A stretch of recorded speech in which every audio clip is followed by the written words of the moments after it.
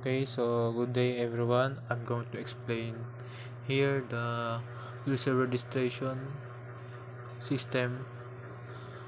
So, sa unang instruction, prompt the user to enter following information. So, ang makikita sa system is full name, username, type of user, accept only two options, user or admin. If input is invalid, prompt again until a valid option is entered. Password and retype password for confirmation. So, then sa pangalawang instruction, password requirements, minimum of 8 characters.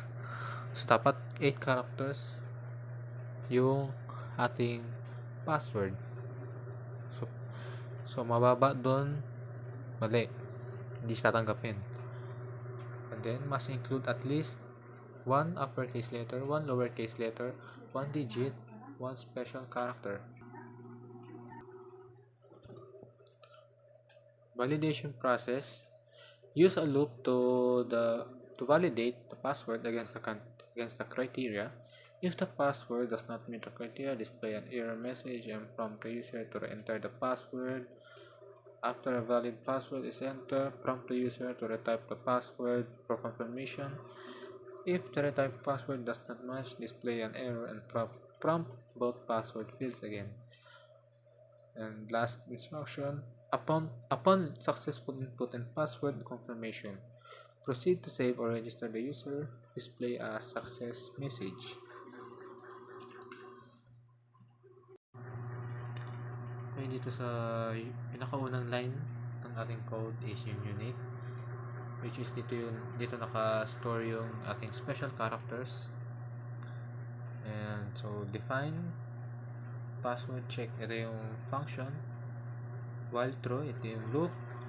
And then itong password input, enter your password.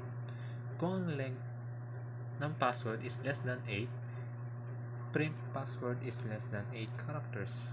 And continue. So dapat kailangan nasa 8 above siya. If not any, character is upper for character in password. Print password must contain at least capital letter or one capital letter. So pag hindi doon nakita o kung walang capital letter or uppercase na letter sa password is mag-error siya. So if not any, character is lower for character in password. Print password must contain at least small letter. So sa password, pag hindi nakita ng system na walang small letter, mag-error siya, hindi siya tatanggapin. And then if not any, it's next. If not any, character is digit for character in password. Print password must contain at least one number. So yun nga yung sabi sa requirements, kailangan at least mayroong one digit. If not any, character in unique for character in password, print password must contain at least one special character. So special character na yun is nakastore siya dito banda. Ayan, andyan na lahat.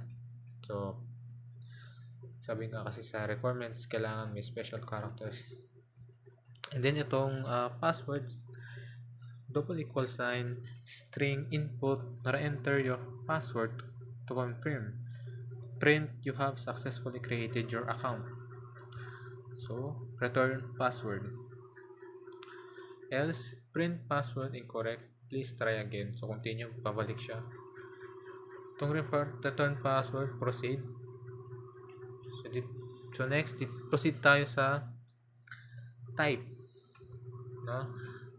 Define or function, ito yung function. Define type while true, valid input, select either admin or user upper. So ang user ay ina-ask ng system na mamili kung alin dito sa dalawa na to, kung ito ba admin or user. So, return type. Else, pag ang user ay nag-type na hindi siya pasok sa requirements pagpasok sa options, mag-error siya or user invalid. Okay, so ito yung tapos na tayo sa process. I guess input na tayo. Ito yung F-name, input, enter your full name, username, enter your username, enter the user type, and then password check.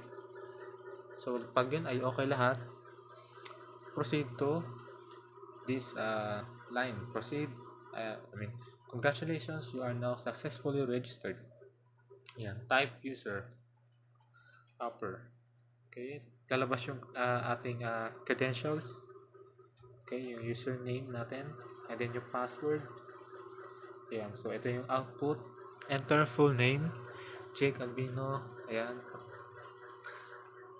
Enter username. Ayan siya. Ayan, ito lumabas yung ano natin. Yung username natin sa pinakababa. Ayan. Pati yung password. So, yun lang.